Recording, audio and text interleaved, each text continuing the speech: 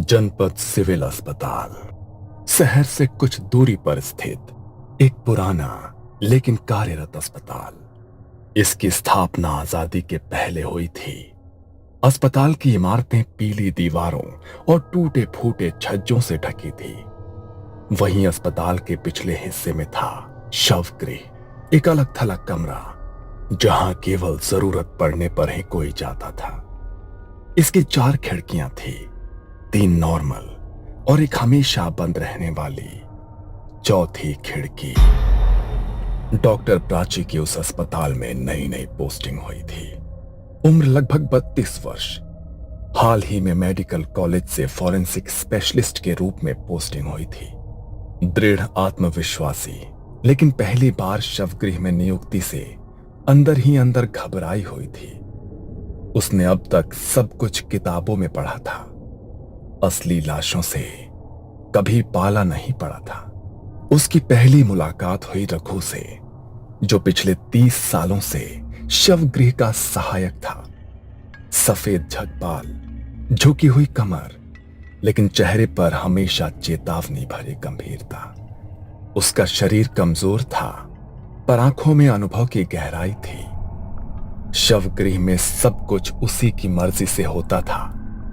वहां एक और व्यक्ति था, अजय, वार्ड बॉय, लापरवाह लेकिन कामकाज में तेज।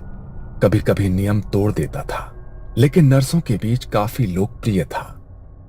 उसका व्यवहार हल्का फुल्का था, लेकिन कई बार जरूरत से ज्यादा उत्साही हो जाता था। अस्पताल का संचालन करते थे डीन घोष, सिविल अस्पताल के प्रमुख। उम्र 60 के पार, सख्त प्रशासक लेकिन अंदर से संवेदनशील। पुराने जमाने की बातों को गंभीरता से लेते थे। वो खुद मानते थे कि कुछ चीजें तर्क से परे होती हैं। रात की ड्यूटी की जिम्मेदारी निभाती थी नर्स कविता, सीनियर नर्स, तेज और सतर्क, हर छोटी बात नोटिस करती। पर शवगृह के पास ज्यादा देर रुकना उसे भी पसंद नहीं था। उसने कई बार अजीब घटनाएं होते देखी थी, पर कभी भी खुलकर नहीं बोली। डॉक्टर प्राची शर्मा को जब इस शवगृह में ड्यूटी के लिए भेजा गया, तो उसने सोचा कि यह बस एक सरकारी जॉब है। दिन में लाशें देखो, रिपोर्ट बनाओ और शाम को घर लौट जाओ। लेकिन जैसे ही वो पहली बार शवगृह के अंदर पहुंची, रघु ने उसे रोकते हुए कहा, मैडम, बाकी 3 खिड़कियां आप खोलिए, पर चौथी खिड़की को कभी छूना मत। क्यों? वहां भूत रहता है क्या? यहाँ जो आता है वो हंसता है, फिर एक दिन चुपचाप चला जाता है। प्राची ने उसे हल्के में लिया, लेकिन ये शुरुआत थी उस डरावनी कहानी की जो धीरे धीरे उसका हिस्सा बनने वाली थी। 6 साल पहले इसी अस्पताल में एक और डॉक्टर काम करते थे, डॉक्टर जोशी। डॉक्टर जोशी काबिल डॉक्टर थे, लेकिन अंधविश्वास में उनका विश्वास नहीं था। एक रात ड्यूटी के दौरान उन्होंने सिगरेट पीने के लिए चौथी खिड़की खोल दी थी, लेकिन नर्स कविता वो वहां से गुजर रही थी। तब उसने वो दृश्य देखा था। वो खिड़की खोलते ही जैसे कुछ धुआं सा अंदर आया और डॉक्टर जोशी वहीं शॉक में खड़े थे। उनके चेहरे पर ऐसा डर था जैसे वो कुछ देख रहे हों जो वहां था ही नहीं। कविता थोड़ी देर के लिए वहां से गई थी, लेकिन जब लौटी तो उसने डॉक्टर जोशी को अजीब अवस्था में देखा। उनकी आंखें खुली थी, चेहरा पसीने से भीगा था और एकटक उसी खिड़की को घूर रहे थे। उस हादसे के बाद डॉक्टर जोशी ने किसी से कुछ नहीं कहा, लेकिन वो अंदर से बदल गए थे।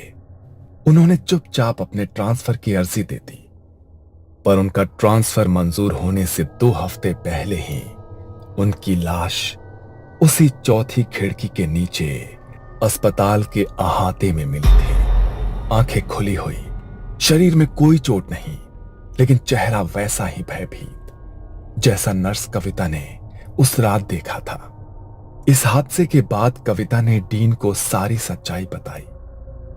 2 हफ्ते पहले की बात है। जोशी सर नाइट शिफ्ट कर रहे थे।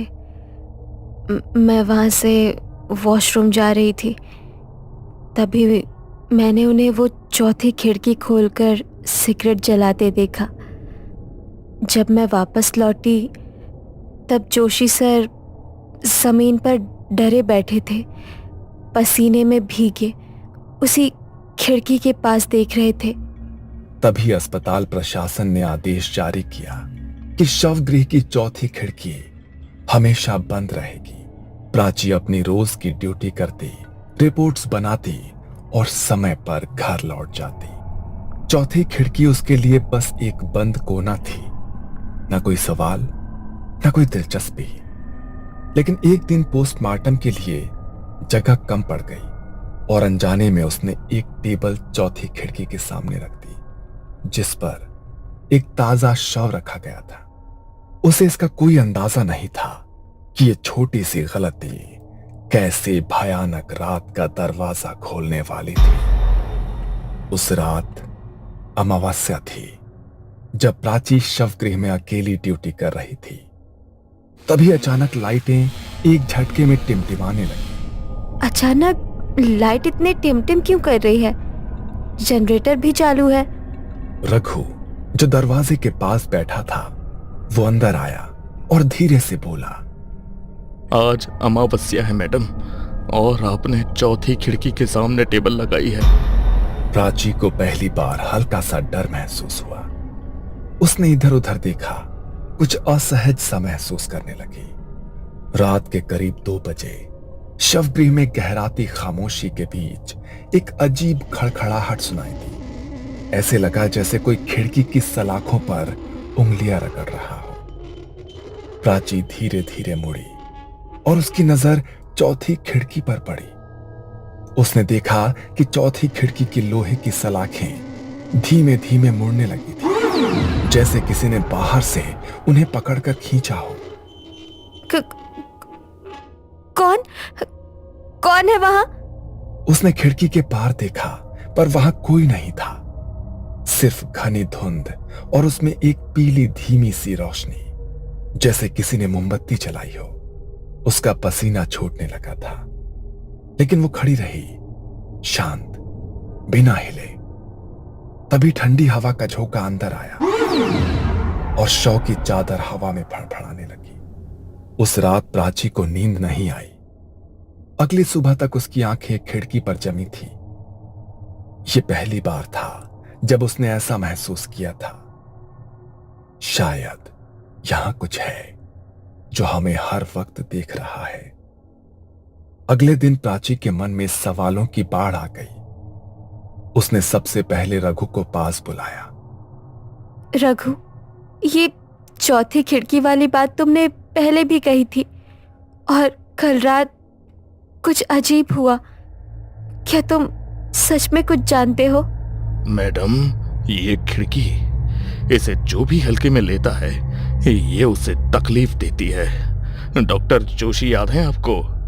वो जो 2 साल पहले अचानक गायब हो गए थे? वो गायब नहीं हुए थे मैडम, उन्हें ले लिया गया था।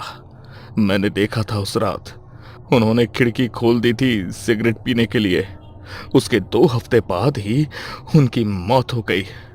प्राची को रघु की बात पर पूरी तरह यकीन नहीं हुआ, पर उसे अब जवाब चाहिए था।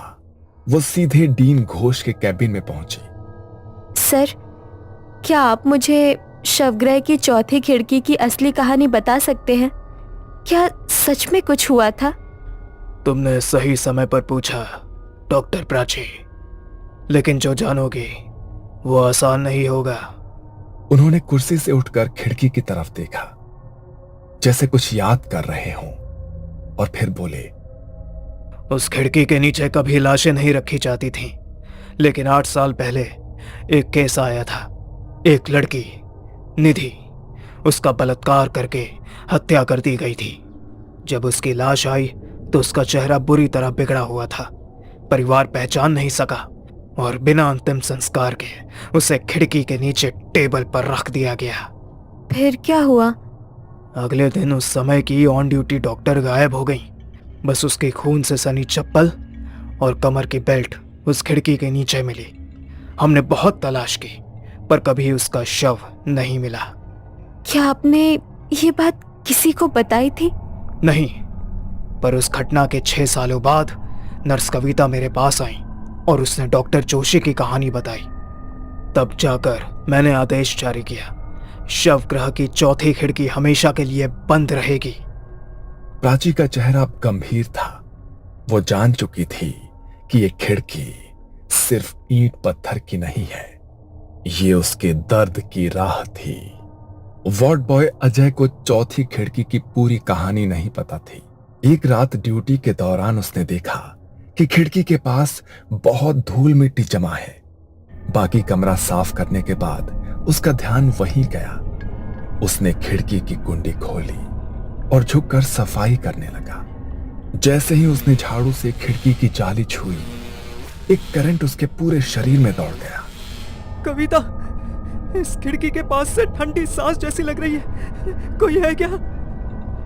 नर्स कविता बाहर कॉरिडोर में ही थी, लेकिन तब तक उसे कुछ महसूस नहीं हुआ। रात के 2:45 पर अचानक शवगृह से एक दिल दहला देने वाली चीख गूंजी। कविता भागती हुई अंदर पहुंची।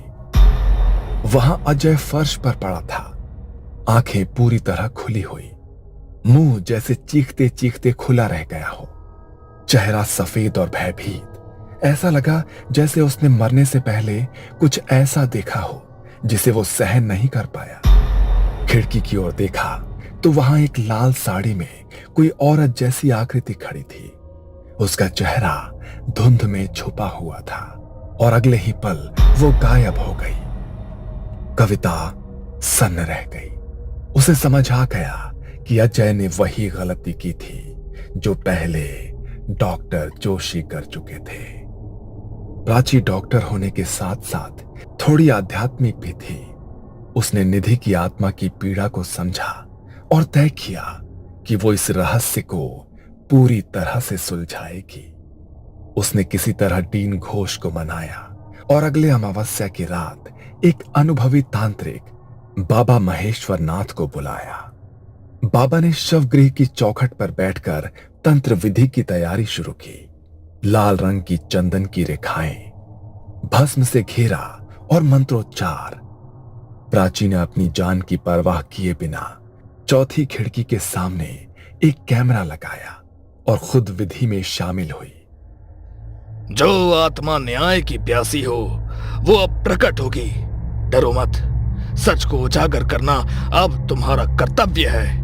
रात के 3 बजे खिड़की की जंजीरें खड़कने लगी और एक ठंडी हवा शवगृह में भर गई। कैमरे की स्क्रीन ब्लैंक हो गई। तभी प्राची ने सुना, मुझे न्याय दो। एक परछाई धीरे धीरे सामने आई। वही लड़की, झुलसी त्वचा, अधखुले होंठ और खून से सनी साड़ी। मैं इंतजार करती रही हर रात। कोई मेरा सच नहीं जानता। किसी ने मेरी चिता नहीं जलाई। मैं अधूरी रह गई। प्राची कांपती हुई खड़ी रही। उसकी आंखों में आंसू थे। मैं करूंगी। मैं तुम्हारा अंतिम संस्कार करवाऊंगी। तुम्हें शांति दूंगी, ये वादा है। बाबा ने मंत्र पढ़ते हुए खिड़की पर भस्म फेंका और एक तेज चीख गूंजी जैसे आत्मा ने वर्षों का दर्द उगल दिया हो। कमरे का तापमान सामान्य होने लगा, लेकिन हवा में अब भी भारीपन था, जैसे कोई दर्द अभी पूरी तरह गया नहीं था। बाबा महेश्वर नाथ ने जो भस्म निधि की आत्मा पर डाली थी, उसने उसकी व्याकुल आत्मा को कुछ क्षणों के लिए शांत कर दिया। कमरे का तापमान सामान्य होने लगा और बाबा ने धीरे से प्राची से कहा, अब समय है उसे अंतिम मुक्ति देने का। जब तक उसका अंतिम संस्कार नहीं होगा ये पीड़ा कभी खत्म नहीं होगी। अगले ही दिन प्राची ने निधि के पुराने केस को दोबारा खुलवाया। डीएनए टेस्ट और अस्पताल के रिकॉर्ड्स के जरिए वो आखिरकार निधि के परिवार तक पहुंचने में सफल रही। जब परिवार को सच्चाई बताई गई तो उनकी आंखों में आंसू छलक आए। उन्होंने तो उम्मीद ही छोड़ दी थी कि उनकी बेटी की आत्मा को कभी शांति भी मिल पाएगी। बाबा ने उस आत्मा पर फेंका वही भस्म उन्हें सौंपते हुए कहा, अब यही उसकी अस्थियां हैं, इन्हें विधि पूर्वक विसर्जित करें और आत्मा को मोक्ष दें। एक सप्ताह बाद पूरे धार्मिक रीति रिवाजों के साथ गंगा किनारे निधि का अंतिम संस्कार किया गया। उस रात शवगृह की चौथी खिड़की खुद ब खुद बंद हो गई। पहली बार कोई उंगलियों की आवाज नहीं आई, कोई परछाई नहीं दिखी।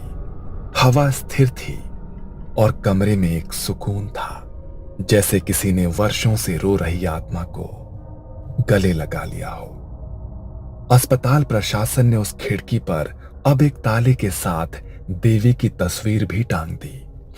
अब भी लोग कहते हैं कि कुछ आत्माएं तब तक भटकती हैं जब तक उन्हें न्याय न मिले, और चौथी खिड़की सिर्फ एक रास्ता नहीं थी, वो उसकी मौत की पुकार थी।